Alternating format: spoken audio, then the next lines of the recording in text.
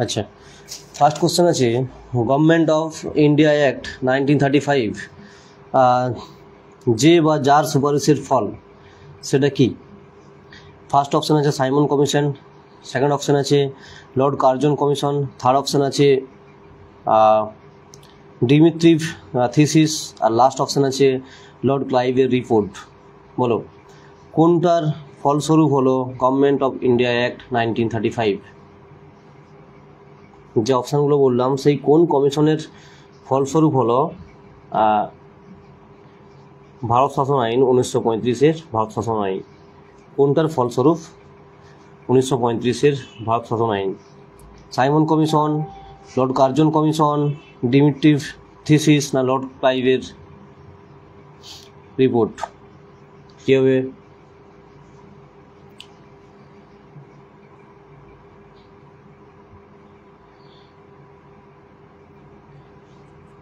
Answer করো, option বলে দিলাম তো।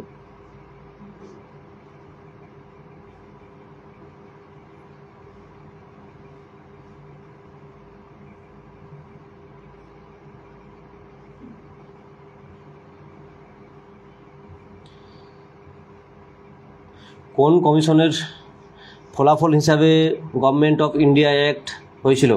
গভর্নমেন্ট অফ ইন্ডিয়া অ্যাক্ট 1935 হয়েছিল সাইমন কমিশন।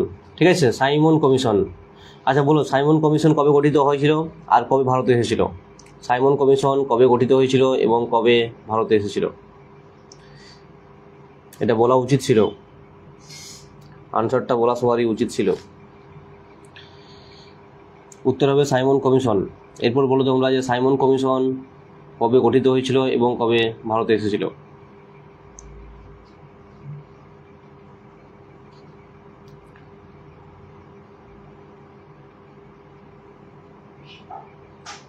কিরকম কারোর কমেন্ট আসছে না কেন? সব কিছু ঠিকঠাক আছে তো? শোনা যাচ্ছে ঠিকঠাক?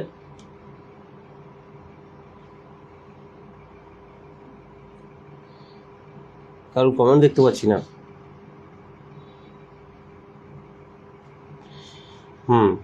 গোপালওয়ালা বলছো 1927 আর 1928, একদম 1927-এ গঠিত হয়েছিল আর 1928-এ ভারতে এসেছিল সাইমন কমিশন।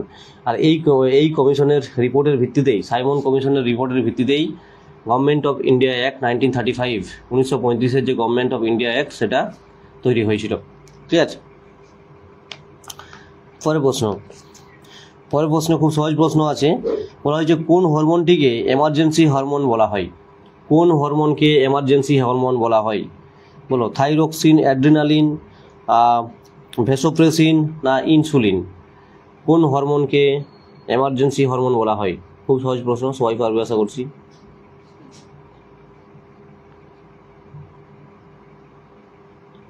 কোন হরমোনকে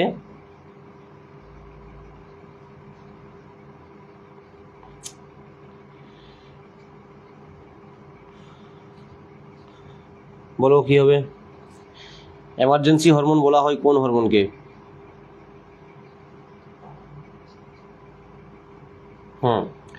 অ্যাড্রিনালিন। অ্যাড্রিনালিন হরমোনকে বলা হয় কি এমার্জেন্সি হরমোন। যারা যারা বলছো অ্যাড্রিনালিন সবারই ঠিক আছে, যারা যারা অ্যাড্রিনালিন বলছো সবারই ঠিক আছে। পরের প্রশ্ন আছে রাজীব গান্ধী আন্তর্জাতিক বিমানবন্দর কোন শহরে অবস্থিত? বলো রাজীব গান্ধী আন্তর্জাতিক বিমানবন্দর কোথায় অবস্থিত? অপশান দিচ্ছি জম্মু কাশ্মীর, নিউ দিল্লি, ম্যাঙ্গালোর না হায়দ্রাবাদ? জম্মু কাশ্মীর, নিউ দিল্লি, ম্যাঙ্গালোর নাকি হায়দ্রাবাদ? কোথায় অবস্থিত রাজীব গান্ধী ইন্টারন্যাশনাল এয়ারপোর্ট? রাজীব গান্ধী আন্তর্জাতিক বিমানবন্দর বা রাজীব গান্ধী ইন্টারন্যাশনাল এয়ারপোর্ট কোথায় অবস্থিত? জম্মু কাশ্মীর, নিউ দিল্লি, ম্যাঙ্গালোর, হায়দ্রাবাদ? কী হবে?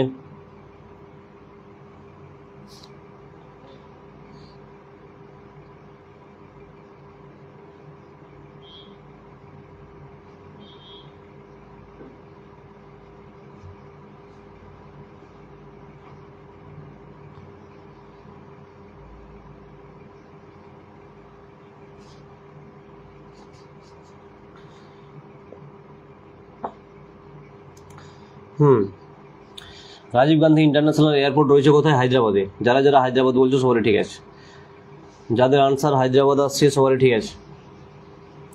আজকে একটু কমেন্ট ঠিকঠাক দেখতে পাচ্ছি না, মানে যে স্ক্রিনটাতে এখানে দেখি সেটাতে দেখা যাচ্ছে না। এখানে আমার যে ফার্স্ট এটা পিন হয়ে গেছে, দিয়ে একটু প্রবলেম হচ্ছে, যার কারণে সেটা ঠিক করতে পারছি না আমি, কারণ টেকনিক্যাল ইস্যু হচ্ছে। যাই হোক, আমি এই ফোনটাতে দেখতে পাচ্ছি, কিন্তু তার জন্য একটু টাইম লাগছে, এখানে পরে আসছে, তো সেই জন্য সবার নামগুলো আর বলছি না আজকে। মোটামুটি যারা যারা হায়দ্রাবাদ বলছো সবারই ঠিক আছে। চলো নেক্সট কোশ্চেনে যাচ্ছি। নেক্সট প্রশ্ন আছে, কে ইন্ডিয়ান ন্যাশনাল পার্টি গঠন করেছিলেন বার্লিনে 1914 সালে? 1914 সালে কে ইন্ডিয়ান ন্যাশনাল পার্টি গঠন করেছিলেন বার্লিনে? বলো। অপশান দিচ্ছি, সুভাষচন্দ্র বোস, ডব্লিউ.সি. ব্যানার্জি, সুরেন্দ্রনাথ ব্যানার্জি, নাকি চম্পক রমন পিল্লাই? বলো, কে 1914 সালে ইন্ডিয়ান ন্যাশনাল পার্টি গঠন করেছিলেন বার্লিনে? সুভাষচন্দ্র বোস, ডব্লিউ.সি. ব্যানার্জি মানে উমেশচন্দ্র ব্যানার্জি, সুরেন্দ্রনাথ ব্যানার্জি, নাকি চম্পক রমন পিল্লাই? কী হবে?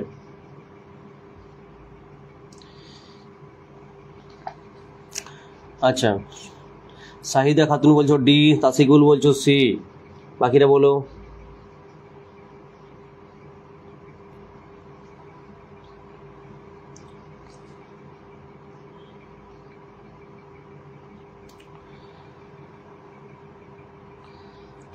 প্রশ্নটা আবারও বলছি, ইন্ডিয়ান ন্যাশনাল পার্টি গঠন করেছিলেন বার্লিনে 1914 সালে, কে গঠন করেছিলেন? 1914 সালে বার্লিনে ইন্ডিয়ান ন্যাশনাল পার্টি গঠন করেছিলেন কে? এর সঠিক উত্তর হয়ে যাবে কি চম্পক রমন পিল্লাই। চম্পক রমন পিল্লাই 1914 খ্রিস্টাব্দে বার্লিনে ইন্ডিয়ান ন্যাশনাল পার্টি গঠন করেছিলেন। ঠিক আছে, চম্পক রমন পিল্লাই। ক্লিয়ার? চম্পক রমন পিল্লাই। অপশান ডি যারা বলছো সবারই ঠিক আছে, অপশান ডি যারা বলছো সবারই ঠিক আছে। পরের প্রশ্ন হলো, প্ল্যানিং কমিশন গঠিত হয়েছিল কবে? কোন বছর? প্ল্যানিং কমিশন গঠিত হয়েছিল কত সালে? এর অপশান দিচ্ছি না, বলো প্ল্যানিং কমিশন গঠিত হয়েছিল কত সালে? প্ল্যানিং কমিশন বা পরিকল্পনা কমিশন, বলো।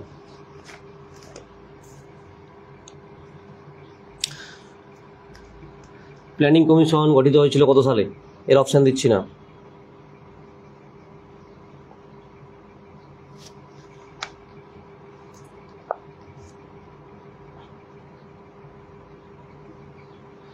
ফাইভ ইয়ার প্ল্যান শুরু হয়েছিল, তোমরা জানো যে 1951 থেকে। ফার্স্ট 5 ইয়ার প্ল্যান হয়েছিল কবে? 1951 থেকে 1956 পর্যন্ত। তাহলে বলো যে প্ল্যানিং কমিশন বা পরিকল্পনা কমিশন কবে গঠিত হয়েছিল? না, 1951 নয়, 1951 থেকে ফার্স্ট 5 ইয়ার প্ল্যান শুরু হয়, গঠিত হয়েছিল 1950। ঠিক আছে, গঠিত হয়েছিল 1950-এ, আর ফার্স্ট 5 ইয়ার প্ল্যানটা শুরু হয়েছিল 1951-তে। ঠিক আছে, 1951 থেকে 1956 পর্যন্ত চলেছিল ফার্স্ট 5 ইয়ার প্ল্যান, আর গঠিত হয়েছিল 50-এ। ঠিক আছে, চলো পরের প্রশ্ন। বলো, ভারতীয় সংবিধানের কোন অংশকে সংবিধানের আত্মা বলা হয়? ভারতীয় সংবিধানের কোন অংশকে সংবিধানের আত্মা বলা হয়? ঠিক আছে, মৌলিক অধিকার, ডিপিএসপি মানে হচ্ছে তোমার রাষ্ট্রের নির্দেশমূলক নীতি, অপশান 3 আছে কি প্রস্তাবনা, আর অপশান 4 রয়েছে পঞ্চায়েত। বলো, কোন অংশকে সংবিধানের আত্মা বলা হয়? মৌলিক অধিকার, রাষ্ট্রের নির্দেশমূলক নীতি, প্রস্তাবনা, নাকি পঞ্চায়েত? অত্যন্ত সহজ প্রশ্ন এবং কমন প্রশ্ন।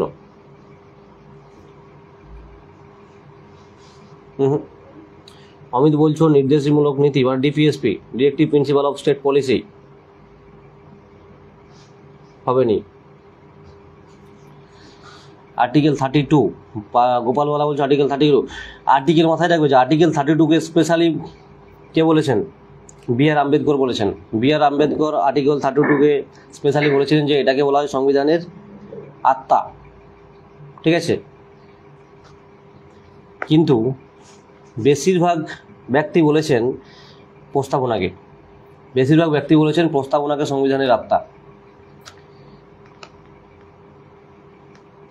এবার তোমাদের কাছে প্রশ্ন, বলো কে কে বলেছেন প্রস্তাবনাকে, কে বলেছেন সংবিধানের আত্মা? রাজীব ঘোষ, গোপালওয়ালা,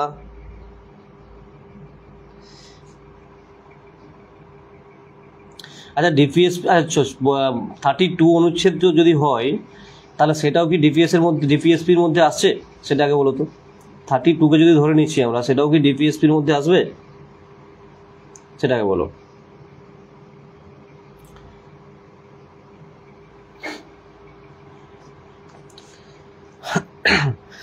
চলো, এখানে উত্তর হবে কি? প্রস্তাবনা। ঠিক আছে, 32কেও আর্টিকেল 32কেও বলা হয়, সেটা বলেছেন হচ্ছে বি.আর. আম্বেদকর। আর প্রস্তাবনাকে অনেকজনই বলেছেন। ঠিক আছে, আর আর্টিকেল 32টা কিসের মধ্যে আসছে? ডিপিএসপির মধ্যে আসছে। ডিপিএসপি 36 থেকে 51A পর্যন্ত। ক্লিয়ার? চলো পরের প্রশ্ন। পরের প্রশ্ন আছে যে কনস্টিটিউয়েন্ট অ্যাসেম্বলি সংবিধান গ্রহণ করেছিল কবে? কনস্টিটিউয়েন্ট অ্যাসেম্বলি সংবিধান গ্রহণ করেছিল কবে? বলো। চলো, এখন ঠিক হয়ে গেছে। কনস্টিটিউয়েন্ট অ্যাসেম্বলি সংবিধান গ্রহণ করেছিল কবে? অর্থাৎ গণপরিষদে সংবিধান গৃহীত হয়েছিল কবে? একই সঙ্গে বলো, আর কার্যকরী হয়েছিল কবে? না, সংবিধান গ্রহণের কথা বলা হচ্ছে। সংবিধান গৃহীত হয়েছিল কবে? 26শে নভেম্বর 1949।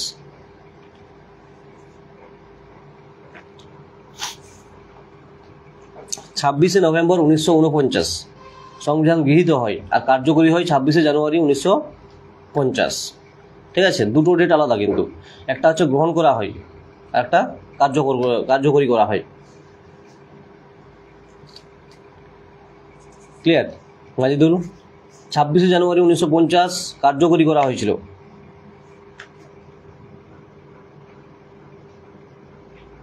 হুম, 26শে নভেম্বর 1949 গ্রহণ করা হয়, আর 26শে জানুয়ারি 1950 কার্যকর করা হয়। ক্লিয়ার? কি বলছো? এই সময়ে আমার ক্লাস করা হচ্ছে না, আর কি করা যায়? দেখো, যেদিন সকাল বা বিকেলের ক্লাসটা নিতে পারছি না, সেদিন এই সময় নিতে হবে, কিছু করার নেই। আমি তোমাদের বলেছি যে এখন চেষ্টা করছি যে বিশেষ করে ওই বৃহস্পতিবার রবিবার বাদ দিয়ে বাকি দিনগুলো চেষ্টা করছি যে সকালবেলা, মানে সকাল বললে প্রায় দুপুরের দিকে 11টা বা 11:30 থেকে ক্লাসটা নেওয়ার। এবারে এই কয়েকদিন আমার শরীরটাও ভালো ছিল না, আর আমি ছিলামও না, তো সেই কারণেই ক্লাসগুলো নিতে পারিনি। আজ থেকে মোটামুটি রেগুলারই এখন ক্লাস চলবে। ঠিক আছে, তো টাইমটা তোমাদের একটু ম্যানেজ করে নিতে হবে। আর যদি কেউ ওই সময় ক্লাস করতে না পারো, তাহলে তুমি অবশ্যই পরে দেখে নিতে পারো। ঠিক আছে, পরের প্রশ্ন আছে যে মরচে লাগে না এমন লোহার স্তম্ভ দিল্লিতে স্থাপন করেছিলেন কোন বংশ বা কোন রাজবংশ? মৌর্য, কুষাণ, গুপ্ত নাকি সাতবাহন? বলো। মরচে লাগে না এমন লোহার স্তম্ভ দিল্লিতে স্থাপন করেছিলেন কোন বংশ? মৌর্য, কুষাণ, গুপ্ত নাকি সাতবাহন? কি হবে?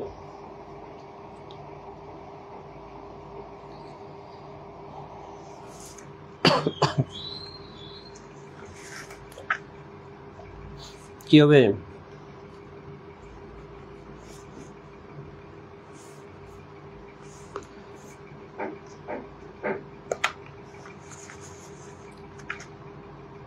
প্রশ্নটা আছে যে মরচে লাগে না এমন লোহার স্তম্ভ দিল্লিতে স্থাপন করেছিলেন কোন রাজবংশ? মৌর্য, কুষাণ, গুপ্ত, সাতবাহন। আরে অপশন দিচ্ছি তো, কিছু তো একটা বলো। গুপ্ত হবে, গুপ্ত।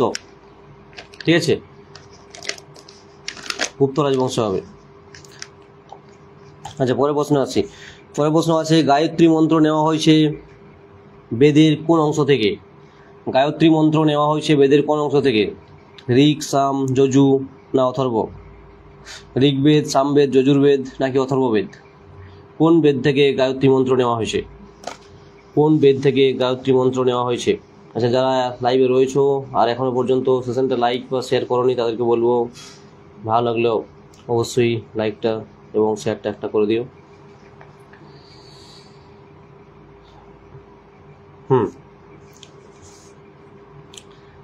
কি হবে তাহলে?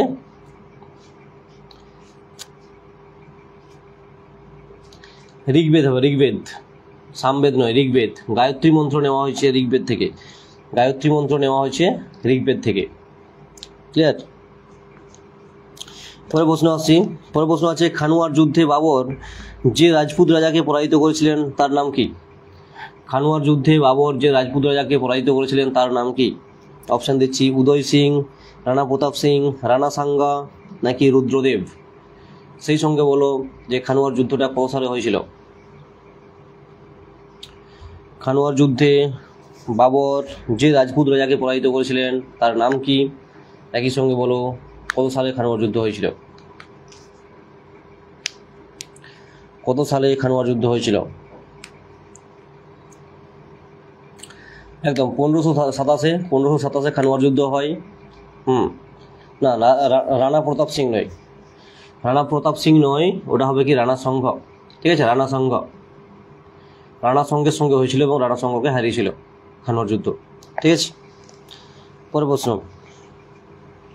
বলো কে রামকৃষ্ণ মিশনের প্রতিষ্ঠা করেছিলেন এবং কত সালে? কে কত সালে রামকৃষ্ণ মিশন প্রতিষ্ঠা করেছিলেন? কে কত সালে রামকৃষ্ণ মিশন প্রতিষ্ঠা করেছিলেন? শ্রীরামকৃষ্ণ, আচ্ছা, স্বামী শ্রদ্ধানন্দ নাকি কেশবচন্দ্র নাকি স্বামী বিবেকানন্দ? বলো কে রামকৃষ্ণ মিশন প্রতিষ্ঠা করেছিলেন এবং কত সালে?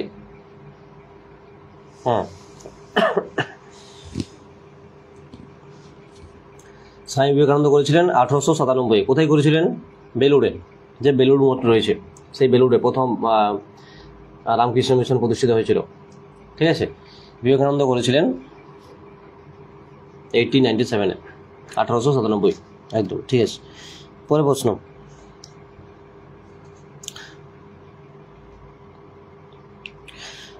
প্রশ্ন আছে কোন জলপথের দরুন আন্দামান ও নিকোবর দ্বীপ বিচ্ছিন্ন?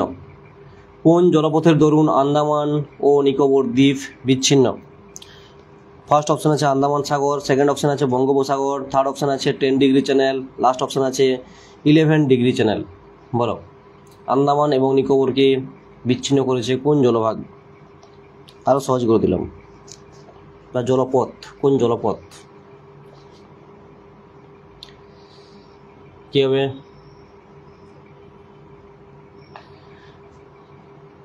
এগুলো সবাই পারবে।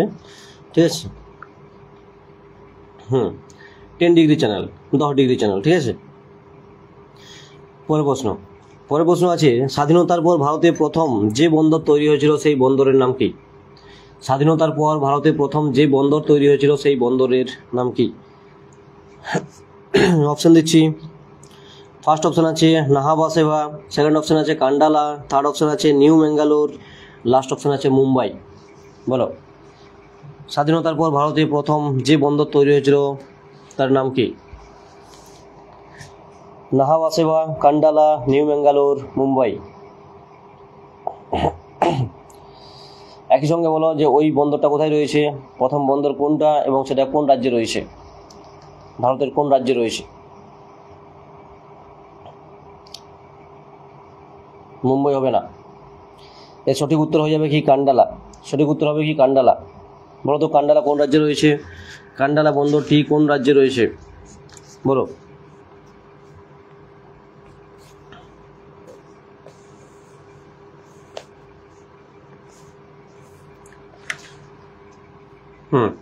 গুজরাট। এবং মাথায় রাখবে যে এটা হচ্ছে শুল্কমুক্ত বন্দর, এটা হচ্ছে শুল্কমুক্ত বন্দর, গুজরাটের কান্ডালা। ঠিক আছে, পরে প্রশ্ন আছে ভারতের প্রতিবেশী দেশগুলির মধ্যে আয়তনের হিসাবে সবচেয়ে ক্ষুদ্রতম দেশ কোনটি? ভারতের প্রতিবেশী দেশগুলির মধ্যে আয়তনের দিক থেকে সবচেয়ে ক্ষুদ্রতম দেশ কোনটি? বলো, এর অপশন দিচ্ছি না।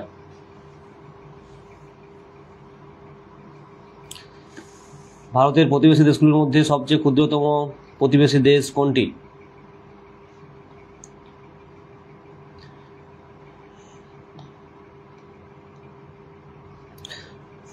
অপশন দেবো? আচ্ছা, অপশন আছে শ্রীলঙ্কা, বাংলাদেশ, নেপাল, ভুটান।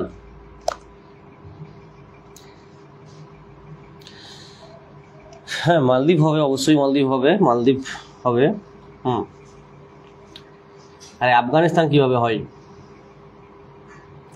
বলা হয়েছে প্রতিবেশী দেশগুলোর মধ্যে কোনটা সব থেকে ছোট আয়তনে? মালদ্বীপ যারা বলছো তাদের অবশ্যই হবে, কিন্তু এখানে তো মালদ্বীপ অপশন নেই, এখানে অপশন অনুযায়ী কী হয়ে যাবে, ভুটান হয়ে যাবে। ঠিক আছে, এখানের অপশন অনুযায়ী ভুটান হয়ে যাবে।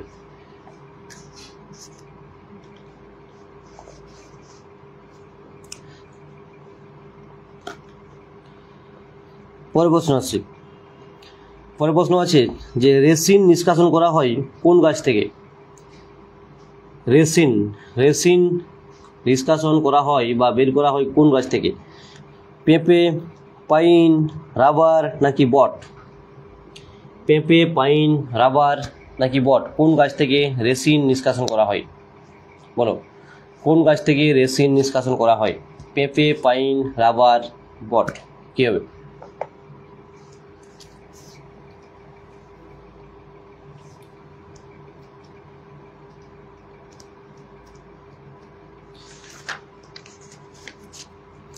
চটপট আনসার করো।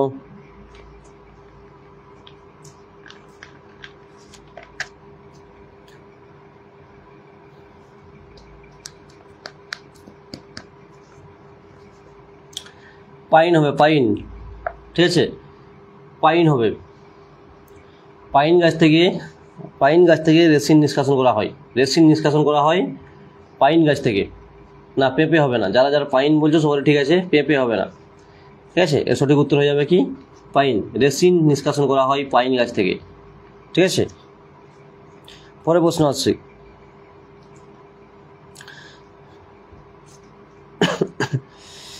আচ্ছা পরে প্রশ্ন আছে যে কোন ভিটামিনটি রক্ত জমাট বাঁধার জন্য জরুরি, বা কোন ভিটামিনটি রক্ত জমাট বাঁধতে সাহায্য করে? বলো, vitamin K, vitamin C, vitamin A, vitamin B, কোন ভিটামিন রক্ত জমাট বাঁধতে সাহায্য করে? কোন ভিটামিন রক্ত জমাট বাঁধতে সাহায্য করে?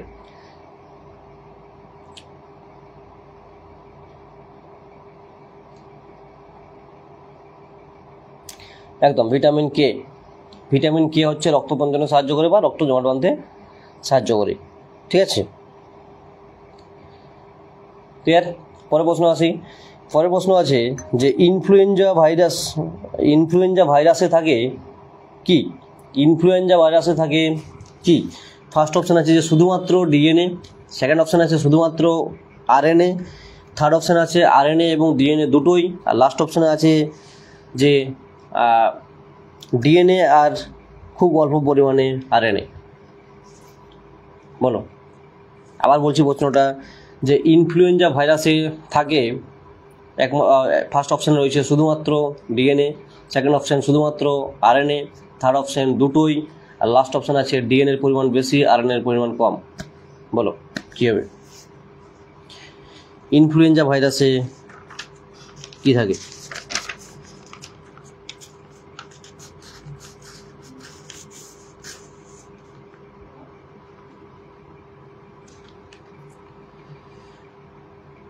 একদম আরএনএ থাকে, আরএনএ, শুধুমাত্র আরএনএ থাকে, রাইবো নিউক্লিক অ্যাসিড। ঠিক আছে, শুধুমাত্র আরএনএ থাকে। সুনিতা মণ্ডল, ঠিক আছে, শুধুমাত্র আরএনএ থাকে। না মাহি শেখ, ডিএনএ হবে না, আরএনএ হবে।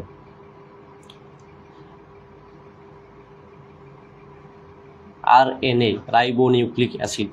ঠিক আছে, পরের প্রশ্ন, বলো গ্রিন গ্ল্যান্ড কোন প্রাণীর রেচনাঙ্গ?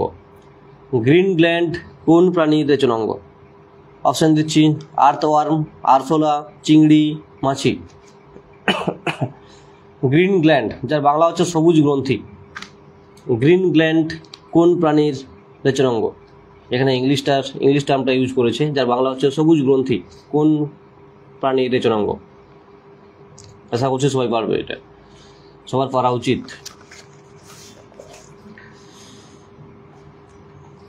কী হবে? চিংড়ি। চিংড়ি হবে, চিংড়ি। চিংড়ি যারা বলছো সবারই ঠিক আছে। বিউটি ঠিক আছে, মাহি ঠিক আছে, গোপাল ঠিক আছে।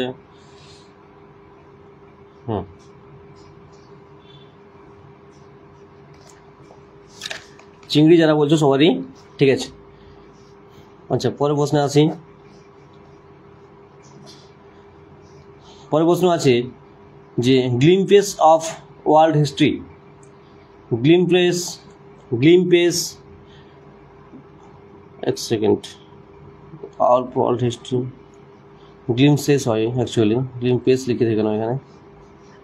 আচ্ছা, গ্লিমসেস অফ ওয়ার্ল্ড হিস্ট্রি এই বইটির লেখককে? গ্লিমসেস অফ ওয়ার্ল্ড হিস্ট্রি বইটির লেখককে? Jawaharlal Nehru, Mahatma Gandhi, Jayaprakash Narayan, Rajendra Prasad?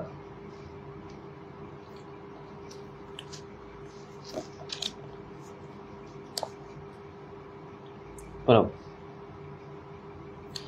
Glimpses of world history বইটির লেখককে?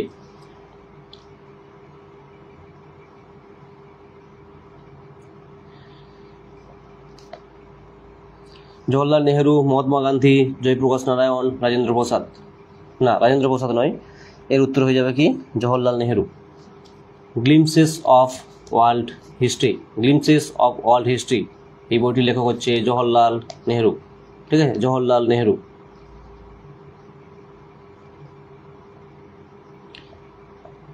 জওহরলাল নেহেরু। পরের প্রশ্ন, বলো কোন রাজ্যে পঞ্চায়েতি রাজ ব্যবস্থা কার্যকরী করা হয়নি? কোন রাজ্যে পঞ্চায়েতি রাজ ব্যবস্থা কার্যকরী করা হয়নি? নাগাল্যান্ড, উড়িষ্যা, রাজস্থান, অন্ধ্রপ্রদেশ? বলো।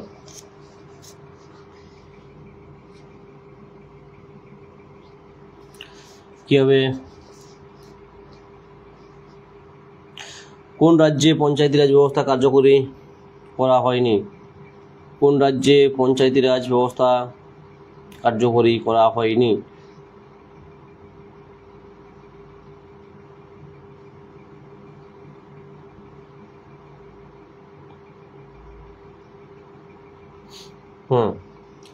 নাগাল্যান্ড হবে, নাগাল্যান্ড। একদমই ঠিক আছে, সরি, নাগাল্যান্ড। পরের প্রশ্ন আসি। পরের প্রশ্ন আছে কম্পিউটারের জনক কে? কম্পিউটারের জনক কে? স্যার কি স্যার আরপিএফ। আরপিএফ কি ফর্ম ফিল আপ? হ্যাঁ, ফর্ম ফিল আপ করছে তো, বলেছি তো অনেকদিন আগেই। আরপিএফ এর ফর্ম ফিল আপ চলছে। ফর্ম ফিল আপ তোমাদের 15 তারিখ থেকে শুরু হয়ে গেছে, চলবে 14 তারিখ পর্যন্ত। মে মাসের 14 তারিখ পর্যন্ত ফর্ম ফিল আপ চলবে। যারা এখনও পর্যন্ত আরপিএফ এর ফর্ম ফিল আপ করোনি, যারা আরপিএফ এর জব করতে চাও বা ইচ্ছা রয়েছে, যদি ফর্ম ফিল আপ করতে চাও তো ফর্ম ফিল আপটা করে দেবে। মে মাসের 14 তারিখ পর্যন্ত ফর্ম ফিল আপ চলবে। ঠিক আছে, মে মাসের 14 তারিখ পর্যন্ত ফর্ম ফিল আপ চলবে। আচ্ছা, কম্পিউটারের জনক কে? একদম beauty, Charles Babbage. Charles Babbage. Charles Babbage হচ্ছে কম্পিউটারের জনক। সায়ন্তিকা, ঠিক আছে, চার্লস বেবেজ। পরের প্রশ্ন, বলো ইন্টারন্যাশনাল কোর্ট অফ জাস্টিসের মুখ্যালয় কোথায় রয়েছে? Headquarter of international court of justice. বলো, ইন্টারন্যাশনাল কোর্ট অফ জাস্টিসের হেডকোয়ার্টার কোথায় রয়েছে? এরও কি অপশন দিতে হবে?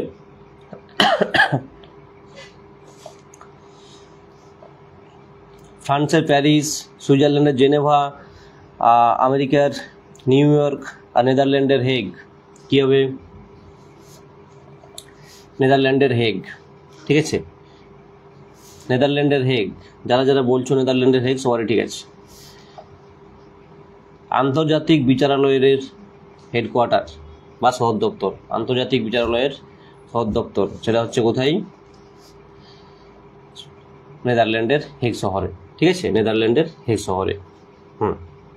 পরের প্রশ্ন, প্রথম কোন মহিলা শিল্পী দাদা সাহেব ফালকে পুরস্কার পেয়েছিলেন? প্রথম কোন মহিলা শিল্পী দাদা সাহেব ফালকে পুরস্কার পেয়েছিলেন? নার্গিস দত্ত, উমা দেবী, দেবিকা রানী, নাকি সুলোচনা? আনসার কী হবে বলো? প্রথম কোন মহিলা শিল্পী দাদা সাহেব ফালকে পুরস্কার পেয়েছিলেন? নার্গিস দত্ত, উমা দেবী, দেবিকা রানী, নাকি সুলোচনা?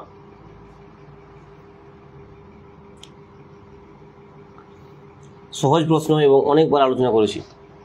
প্রথম কোন মহিলা শিল্পী দাদা সাহেব ফালকে পুরস্কার পেয়েছিলেন? গোপাল বলছো দেবিকা রানী, আচ্ছা তাসিকুল বলছো নার্গিস, মাজিদুল মিয়া বলছো সি মানে হচ্ছে দেবিকা রানী, আচ্ছা সঙ্গীতা কি টাইটেল বুঝতে পারিনি, যাই হোক নার্গিস দত্ত বলেছো, বিউটি মন্ডল বলছো কি দেবিকা রানী, 1969 একদম অ্যাকুরেট। কী হবে? দেবিকা রানী হবে। ঠিক আছে, প্রথম মহিলা শিল্পী যিনি দাদাসাহেব পুরস্কার পেয়েছিলেন উনি হলেন কে? দেবিকা রানী। দেবিকা রানী। ঠিক আছে,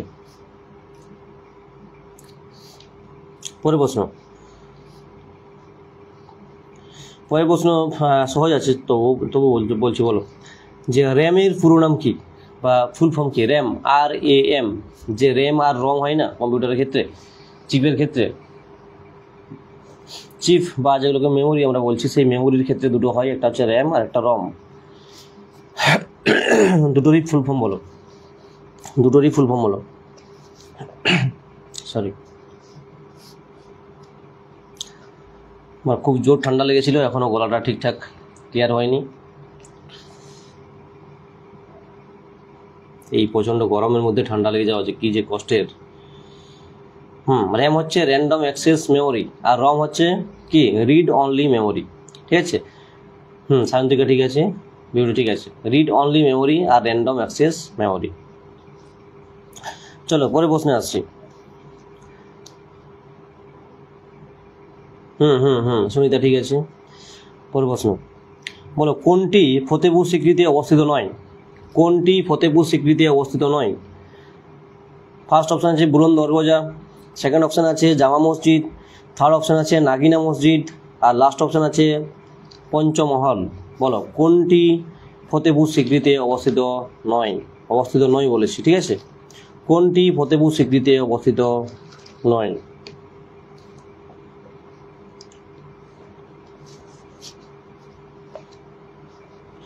কোনটি ফতেপুর সিক্রিতে অবস্থিত নয়?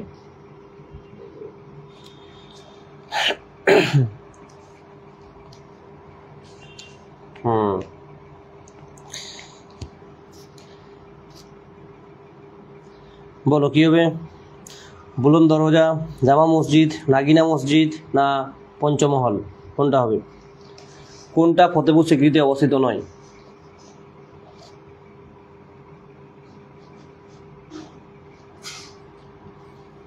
না, বুলন্দ দরজা তো ফতেপুর সিক্রিতে অবস্থিত। আরে বুলন্দ দরজা হচ্ছে আকবর যখন গুজরাট জয় করেছিল, সেই গুজরাট জয়ের স্মৃতি হিসেবে ফতেপুর সিক্রিতেই বুলন্দ দরজা তৈরি করেছিল।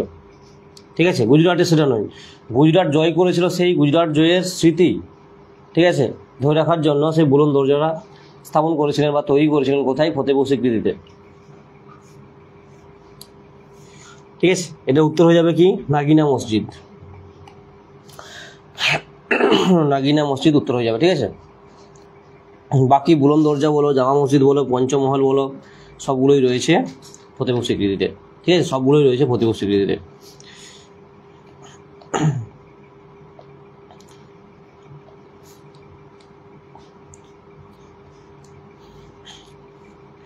আচ্ছা, পরের প্রশ্ন বলো, যখন চাপ বৃদ্ধি করা হয় তখন জলের স্ফুটনাঙ্ক কি হবে? বাড়বে, কমবে, একই থাকবে, না কোনো পরিবর্তন হবে না?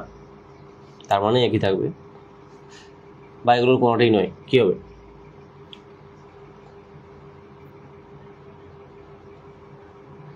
স্মৃতি উদ্দেশ্যে করেছিল গুজরাট জয়ের জন্য, একদম তা সেগুলো। বলো, যখন চাপ বৃদ্ধি করা হয় তখন জলের স্ফুটনাঙ্ক কি হয়? বাড়বে নাকি কমবে নাকি অপরিবর্তিত থাকবে?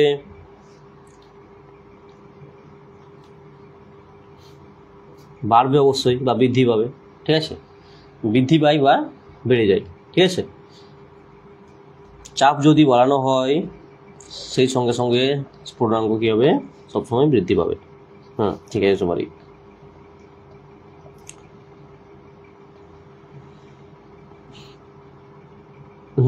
পরের প্রশ্ন আছে যে মৌলিক অধিকার প্রয়োগ করতে পারে কে? ফার্স্ট অপশন আছে সংসদ বা পার্লামেন্ট, সেকেন্ড অপশান আছে সুপ্রিম কোর্ট, থার্ড অপশান আছে প্রেসিডেন্ট, আর ফোর্থ অপশান আছে প্রাইম মিনিস্টার বা প্রধানমন্ত্রী। বলো কী হবে? মৌলিক অধিকার প্রয়োগ করতে পারে কে? সংসদ, সুপ্রিম কোর্ট, প্রেসিডেন্ট নাকি প্রধানমন্ত্রী?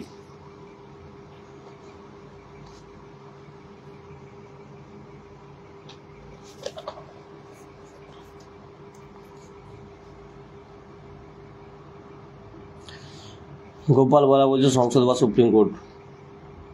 তাসি গোল বলছো সুপ্রিম কোর্ট। আচ্ছা, বাকিদের আনসারটা একটু দেখে নিই এটার। মাজিদুল মিয়া বলছো সুপ্রিম কোর্ট। আবারও প্রশ্নটা বলছি, মৌলিক অধিকার প্রয়োগ করতে পারে কে? সংসদ, সুপ্রিম কোর্ট, প্রেসিডেন্ট নাকি প্রধানমন্ত্রী? সুনিতা মণ্ডল বলছো সুপ্রিম কোর্ট, বিউটি বলছো সুপ্রিম কোর্ট, মাজিদুল মিয়া বলছো সুপ্রিম কোর্ট। যারা যারা সুপ্রিম কোর্ট বলছো সবারই ঠিক আছে, যারা প্রেসিডেন্ট বলছো, প্রাইম মিনিস্টার বলছো, সংসদ বলছো, সবারই ভুল। ঠিক আছে, মৌলিক অধিকার প্রয়োগ করতে পারে কে? একমাত্র সুপ্রিম কোর্ট। ঠিক আছে, একমাত্র সুপ্রিম কোর্ট। ঠিক আছে, পরে প্রশ্ন আসছি। চলো, পরের প্রশ্ন হচ্ছে, ভারতের মুখ্য নির্বাচনী কমিশনারের কার্যকালের মেয়াদ কত? ভারতের মুখ্য নির্বাচন কমিশনারের কার্যকালের মেয়াদকাল কত? ফার্স্ট অপশন 6 বছর, সেকেন্ড অপশন রাষ্ট্রপতির সন্তুষ্টির উপর, থার্ড অপশন 5 বছর অথবা 65 বছর পর্যন্ত, যা আগে হবে। আচ্ছা, আর লাস্ট অপশন আছে 5 বছর অথবা 60 বছর পর্যন্ত, যা আগে হবে। বলো কি হবে? ভারতের মুখ্য নির্বাচন কমিশনারের কার্যকালের মেয়াদ কত?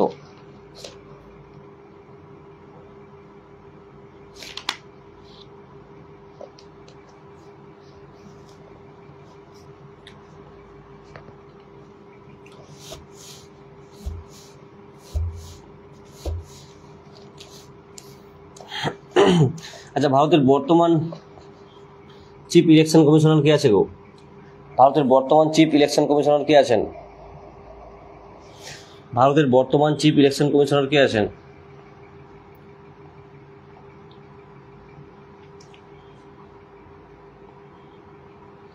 বলো। এই তো ইলেকশন আমাদের চলছে, ইলেকশন শুরু হয়ে গেছে, লোকসভা ইলেকশন শুরু হয়ে গেছে। বলো, বর্তমান চিফ ইলেকশন কমিশনার কে আছেন?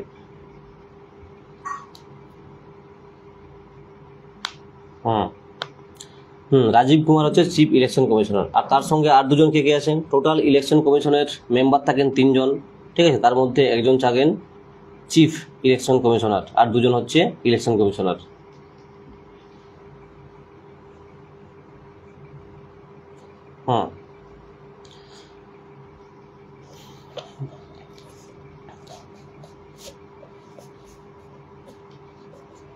আচ্ছা বলতো, লোকসভার ভোটের জন্য নমিনেশন দিতে গেলে কি কি দিতে হয়, কি কি লাগে, কি কি কোয়ালিফিকেশন লাগে, কি কি প্রয়োজন হয়? ধরো কোনো ক্যান্ডিডেট যে হচ্ছে লোকসভাতে মনোনয়ন জমা দিতে চাই, সেই ক্ষেত্রে তার কি কি প্রয়োজন হবে?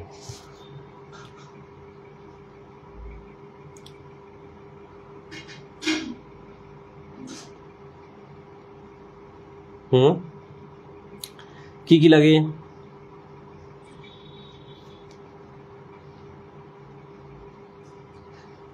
একটা ঠিক আছে, একটা মাজিদুল বলছো 25 মিনিমাম যে এজটা বা বয়সটা সেটা 25 বছর হতে হবে অবশ্যই। তারও প্রথম যেটা আসবে, প্রথম যে পয়েন্ট আসবে সেটা হচ্ছে ভারতের একজন নাগরিক হতে হবে। ঠিক আছে, সেকেন্ড আসবে কি 25 বছর বয়স হতে হবে। ঠিক আছে, থার্ড আসবে কি তাকে কোনোরকম কোনো লাভজনক পদে আসীন হওয়া চলবে না।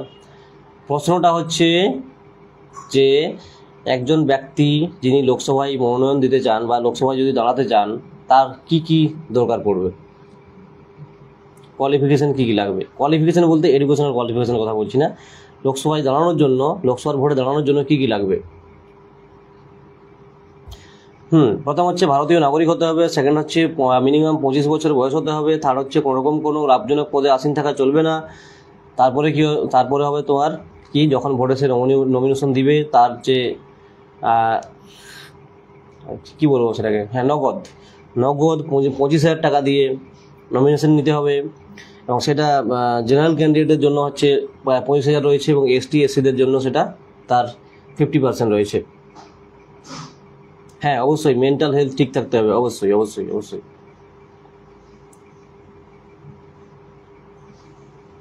এই জিনিসগুলো লাগবে। ঠিক আছে,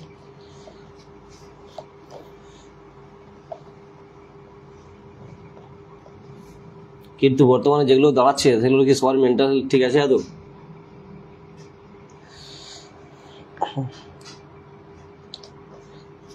যাই হোক, এই কদিন আবার যা চলছে। আচ্ছা, পরের প্রশ্ন আছে ফিসকাল পলিসি যার সঙ্গে সম্বন্ধীয়। আর ওবিসিদের জন্য ছাড় নাই, ওবিসি জেনারেল সেম।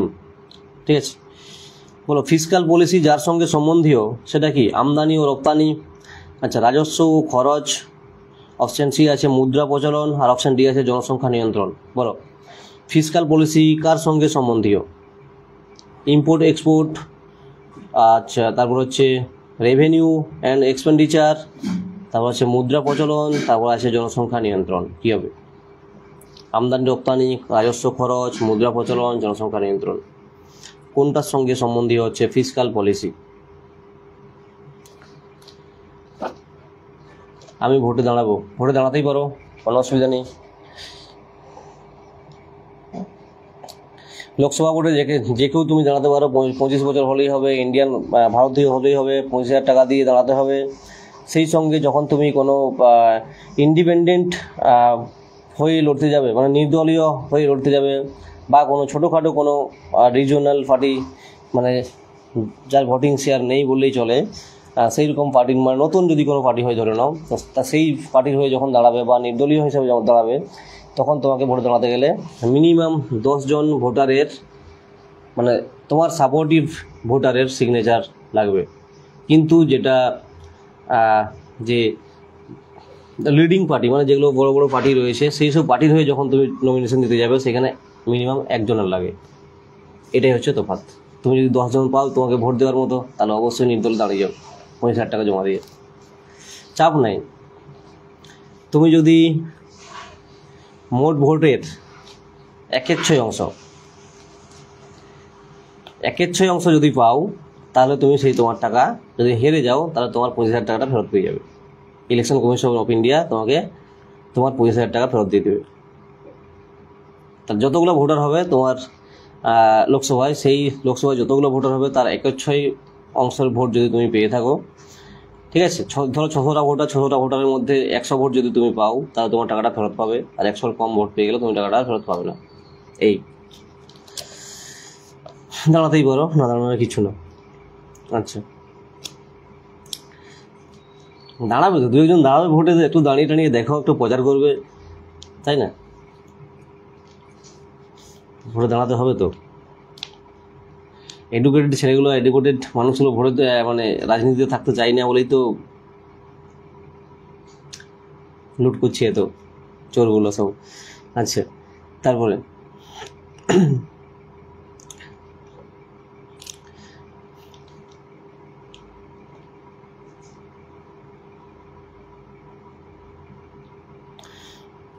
চলো পরের প্রশ্ন আছে। আচ্ছা, এটার আনসারটা কি বললে? এক্সপোর্ট ইম্পোর্ট সময় বলছিলে। আচ্ছা, প্রশ্নটা ছিল কি, ফিসকাল পলিসির সঙ্গে সম্বন্ধীয় কোনটি? ফিসকাল পলিসির সঙ্গে সম্বন্ধীয় হচ্ছে রাজস্ব ও খরচ, রেভিনিউ এবং এক্সপেন্ডিচার। ঠিক আছে, এটার সঙ্গে সম্পর্কিত হবে কি ফিসকাল পলিসি, না ইম্পোর্ট এক্সপোর্ট হবে নি, ওটা হচ্ছে রেভিনিউ অ্যান্ড এক্সপেন্ডিচার হবে। ঠিক আছে, রাজস্ব এবং খরচ। পরের প্রশ্ন আছে the wings of the fire কার আত্মজীবনী? দ্য উইংস অফ ফায়ার কার আত্মজীবনীর নাম? বলো। এটার অপশন দিচ্ছি না, সহজ প্রশ্ন।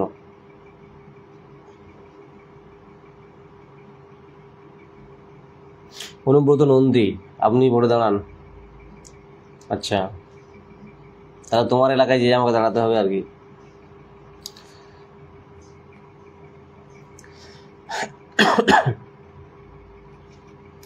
না, আবুল কালাম আজাদ নয়। কে বলেছো আবুল কালাম আজাদ? না, এপিজে আব্দুল কালামের। ঠিক আছে স্যার, এপিজে আব্দুল কালামের আত্মজীবনীর নাম হচ্ছে উইংস অফ ফায়ার।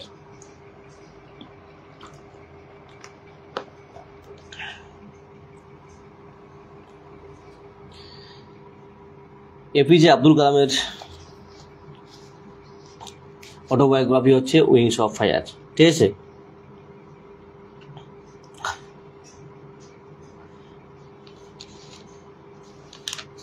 আচ্ছা পরে প্রশ্ন আসছি।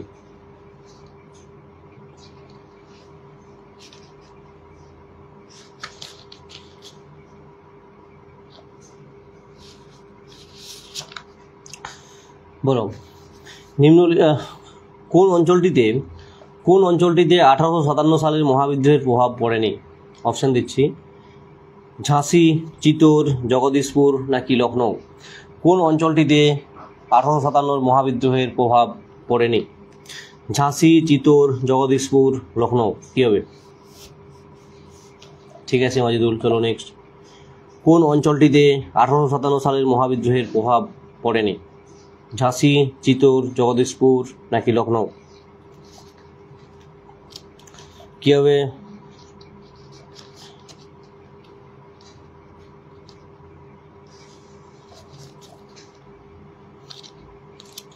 চিতোর হবে, চিতোর। চিতোরে মহাবিদ্রোহের প্রভাব পড়েনি বা মহাবিদ্রোহ সেখানে হয়নি।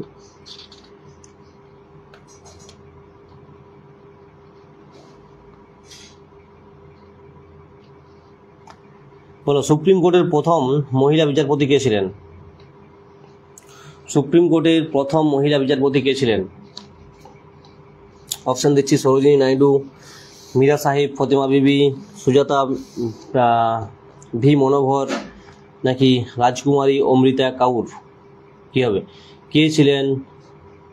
কে ছিলেন সুপ্রিম কোর্টের প্রথম মহিলা বিচারপতি? অপশান দিলাম, বলো। মীরা সাহেব, ফাতিমা বিবি।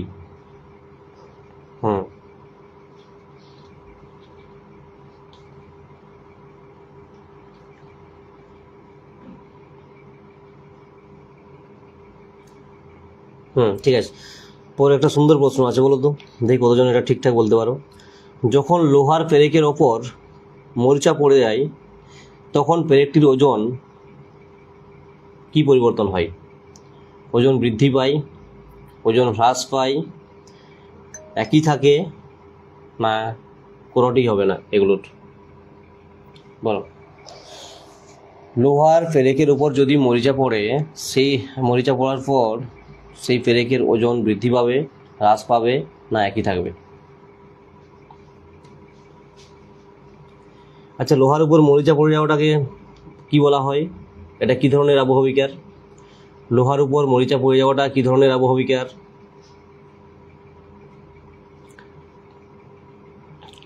লোহার উপর মরিচা পড়াটা কি ধরনের আবহবিকার?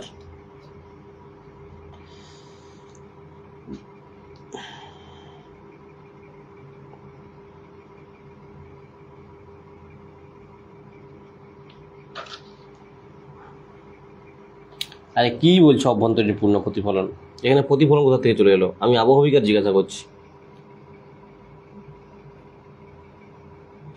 না, একই থাকবে না। অনেকেই বলেছে একই থাকবে না। লোহার উপর যদি মরিচা পড়ে যায় তো সেই ক্ষেত্রে সেই লোহার ওজনটা বেশি হয়ে যায়, ঠিক আছে, তার ওজনটা বেড়ে যায়। তার কারণ হচ্ছে মরিচা পড়ে যাওয়াচ্ছে মানে সেখানে কি হচ্ছে? সেখানে আয়রন অক্সাইড তৈরি হচ্ছে, ঠিক আছে, যেটাকে মরিচা পড়ে যাওয়াটাকেই বলা হয় কি অক্সিডেশন বা জারণ প্রক্রিয়া বা রাসায়নিক পরিবর্তন বলতে পারো বা রাসায়নিক আবহবিকার বলতে পারো, ঠিক আছে। রাসায়নিক আবহবিকার হচ্ছে বা যেটাকে বলা হচ্ছে অক্সিডেশন বা জারণ, সেখানে হচ্ছে কি বলছো রাসায়নিক পরিবর্তন, হ্যাঁ পরিবর্তন অবশ্যই বলতেই পারো, জারণ ঘটছে বা অক্সিজেন ঘটছে। তো সেখানে অক্সিজেনটা যুক্ত হচ্ছে লোহার সঙ্গে, সেটাকে আয়রন অক্সাইড বা ওই অক্সিজেন যুক্ত হওয়ার জন্যই তার ওজনটা কী হচ্ছে বেড়ে যাচ্ছে, ঠিক আছে, ওজনটা বৃদ্ধি পেয়ে যাচ্ছে, একই থাকবে না, ওজনটা বেড়ে যায়।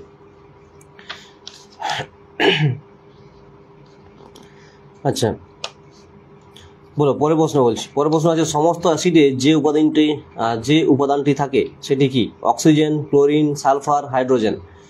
সমস্ত অ্যাসিডে কোন উপাদানটি থাকে? Oxygen, chlorine, sulphur, hydrogen. বলো কোনটি হবে? সমস্ত অ্যাসিডে কোন উপাদানটি থাকে? Oxygen, chlorine, sulphur, hydrogen. আচ্ছা, যারা রয়েছে এই মুহূর্তে লাইভে এখনও পর্যন্ত যদি লাইক শেয়ার যদি না করে থাকো তো একটু করে দিও, কারণ এগুলোর জন্য কোনো পয়সা আশা করছি লাগে না। মার্ক জুকারবার্গ এখনও এগুলো ফ্রিতেই দিচ্ছে, তাই না? কী হবে? হাইড্রোজেন হবে, ঠিক আছে, হাইড্রোজেন হবে।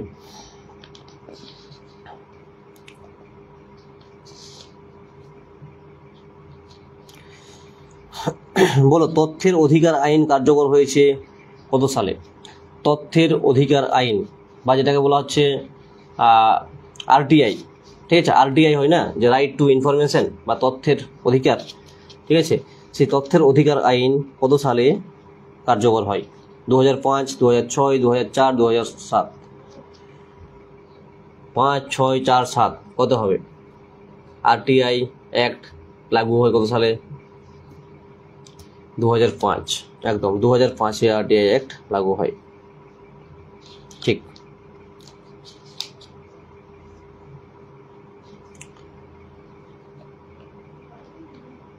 পরে প্রশ্ন আসছি। 2005 যারা বলছো সবারই ঠিক আছে, 2005 যারা বলছো সবারই ঠিক আছে। বলতো কোন ক্ষেত্রে নোবেল পুরস্কার দেওয়া হয় না? অপশান দিচ্ছি: পদার্থবিদ্যা, রসায়নবিদ্যা, জীববিদ্যা, আর হচ্ছে শান্তি। এই চারটা অপশানের মধ্যে বলতে হবে কোন ক্ষেত্রে নোবেল পুরস্কার দেওয়া হয় না। পদার্থবিদ্যা, জীববিদ্যা, রসায়নবিদ্যা আর শান্তি, এগুলোর মধ্যে কোন ক্ষেত্রে নোবেল পুরস্কার দেওয়া হয় না?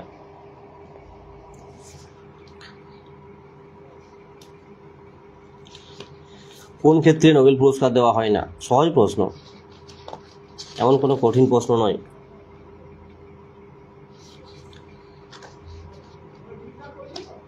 কি জব বিদ্যা নাকি? আচ্ছা, জীব লিখতে গিয়ে জব হয়েছে, তাই তো? হ্যাঁ, জীববিদ্যা বা বায়োলজি বলতে পারো, ঠিক আছে। কোন কোন ক্ষেত্রে দেওয়া হয় তাহলে নোবেল পুরস্কারটা? দেওয়া হয় কোন কোন ক্ষেত্রে? পদার্থবিদ্যা, রসায়নবিদ্যা, শরীরবিদ্যা বা যেটাকে বলছি আমরা চিকিৎসাবিদ্যা বা মেডিকেল সায়েন্স যেটাকে বলছি, একই সঙ্গে হচ্ছে লিটারেচার আর হচ্ছে পিস বা শান্তি, ঠিক আছে। আরেকটা রয়েছে কি অর্থনীতি।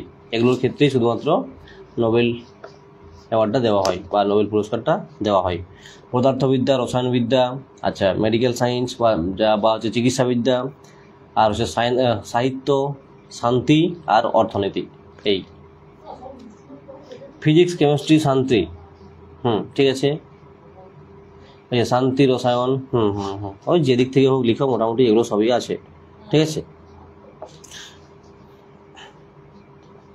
বলো, ড্রেন অফ ওয়েল তত্ত্বের সঙ্গে সম্বন্ধিত কোন ব্যক্তি? ড্রেন অফ ওয়েল তথ্যের সঙ্গে সম্বন্ধিত কোন ব্যক্তি? দাদাভাই নৌরোজি, সুভাষচন্দ্র বোস, মোহাম্মদ ইকবাল নাকি ডক্টর রাজেন্দ্র প্রসাদ? কি আসবে?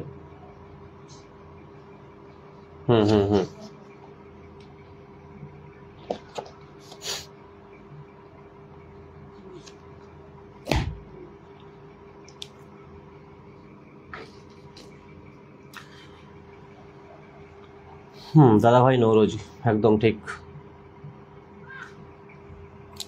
চলো, এইগুলোই ছিল, এই 50-55টা প্রশ্নই ছিল। আর কয়েকটা কিছু জিনিস আমি নিজের থেকে সেই জায়গা থেকে আবার তুলে ধরেছিলাম। বলো, যারা প্রথম থেকে রয়েছো বা যারা একটু লেটে জয়েন করলো সবাই একটু জানিও কমেন্ট বক্সে যে ক্লাস কেমন লাগলো, কোশ্চেন কেমন ছিল, রিভিশন কেমন হলো। দেখো, যে প্রশ্নগুলো এখন আমরা রেগুলার আলোচনা করব বা করছি সেগুলো মানে বেশিরভাগই আমরা এর আগে অনেকবার আলোচনা করেছি। তো সুতরাং এরপরে যে ক্লাসে যে প্রশ্নগুলো আলোচনা করবো সেগুলো বেশিরভাগ প্রশ্নই মনে হবে কি যে সহজ, এবং যেগুলো করেছি বা শুনেছি, ঠিক আছে। তার মধ্যে কিছু কিছু প্রশ্ন থাকবে যেগুলো হচ্ছে নতুন অ্যাড হবে। সব প্রশ্ন তো নতুন হতে পারে না, আর সব প্রশ্ন নতুন কি বলছো? কারণ যেগুলো এখন তোমাদেরকে করাচ্ছি সেগুলো ক্লার্কশিপ বা মিসলেনিয়াসের প্র্যাকটিস সেট ধরে ধরে আলোচনা করছি। তো যার কারণে সেই প্র্যাকটিস সেটে তোমরা যদি নিজেদের কাছে তোমাদের যদি প্র্যাকটিস সেট থাকে, সে যে কোনো পাবলিশার্স হোক আর যে কোনো পরীক্ষার জন্য হোক, বিশেষ করে ওয়েস্ট বেঙ্গলের যে পরীক্ষাগুলো, ক্লার্কশিপ বলো, ডাব্লিউপি বলো, জেল পুলিশ বলো বা কেপি বলো, যে কোনো প্র্যাকটিস সেট নিয়ে বসো আর জিকে পোর্শনটা খোলো। 40টা কোশ্চেনের মধ্যে, সরি এখন তো তোমাদের 40টা থাকেনি, আর এখন হচ্ছে 25টা প্রশ্ন।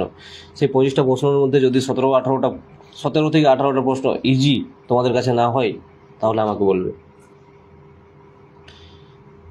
17 থেকে 18 একদমই ইজি হবে।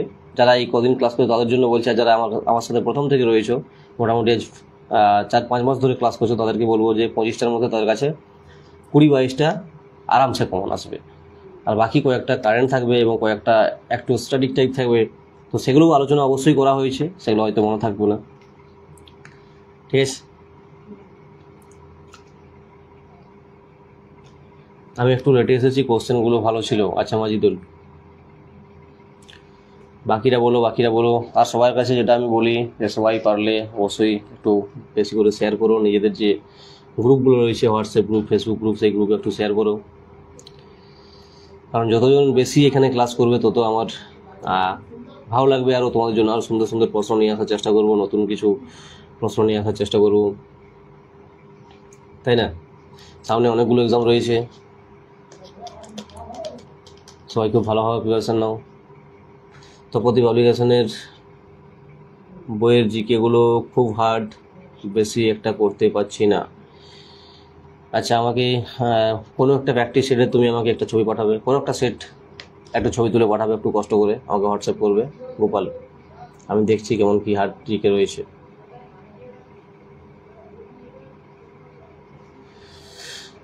আচ্ছা, দেবব্রত দীক্ষিত স্যার কেমন আছেন? হ্যাঁ, মোটামুটি ভালো আছি বাবা, মোটামুটি রয়েছি।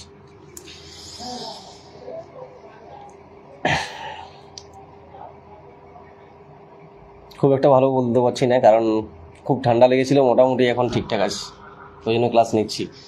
2-3 দিন ক্লাস নিতে পারিনি, এই জন্যই। খুব জোর ঠান্ডা লেগেছিলো, আর এই গ্রীষ্মকালে ঠান্ডা লাগাটায় কি যে কষ্টের, কি বলবো আর। আজকেও মনে হচ্ছে ভয়েসটা একটু মোটা রয়েছে, তোমরা বুঝতে পারবে যারা রেগুলার ক্লাস করো, তারা রেগুলার যারা ভয়েস আমার শুনেছো তারা এই ডিফারেন্সটা বুঝতে পারবে। বাকি সব তোমরা সবাই ঠিকঠাক তো? নেক্সট ক্লাস কালকে হবে, কালকে রাত্রেবেলা হবে, ঠিক আছে? কাল রাত্রে 8টা বা 8:30 থেকে হবে, আমি জানিয়ে দেবো, তার আগে পড়া থেকে নেবো। কালকে রাত্রে হবে 8টা বা 8:30 থেকে, তার আগে আমি জানিয়ে দেবো অবশ্যই। কাল রাত্রে 8টা বা 8:30 থেকে নেব।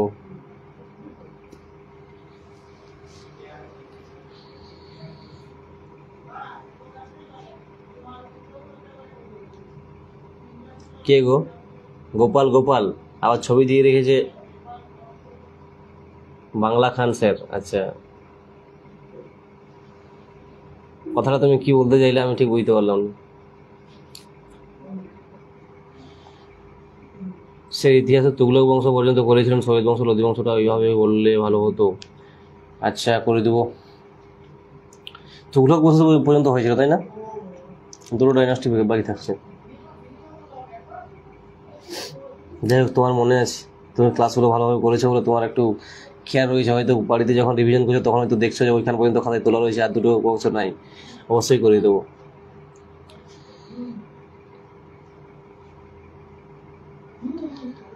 দেবব্রত বলছো কি স্যার আমার ম্যাথগুলো কঠিন লাগছে, কি করা যায়? প্র্যাকটিস করো, প্রচুর প্র্যাকটিস করো, ম্যাথ প্রচুর প্র্যাকটিস করতে হবে দেবব্রত, প্রচুর প্র্যাকটিস করতে হবে। স্যার এসএসসি কতজন বাদ গেল আপনার পরিচিতর মধ্যে? এসএসসি স্কুল টিচারের কথা বলছো? বাদ তো অনেকে গেছে, খারাপ লাগছে তাদের জন্য যারা সিরিয়াস মানে খুব ভালো ক্যান্ডিডেট ছিল, যারা নিজের যোগ্যতায় পেয়েছে, আর ভালো লাগছে তাদের জন্য যারা চুরি করে চাকরি পেয়েছিল।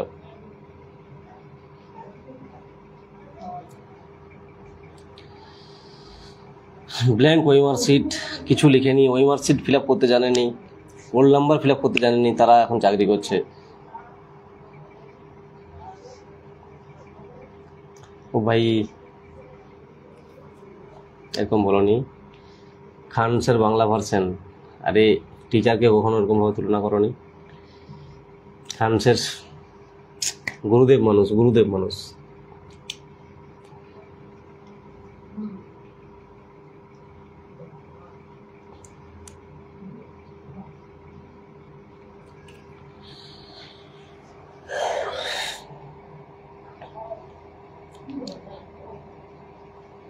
খান স্যার সেই লেভেলের টিচার ভাই, সেই লেভেলের লেজেন্ডারি টিচার।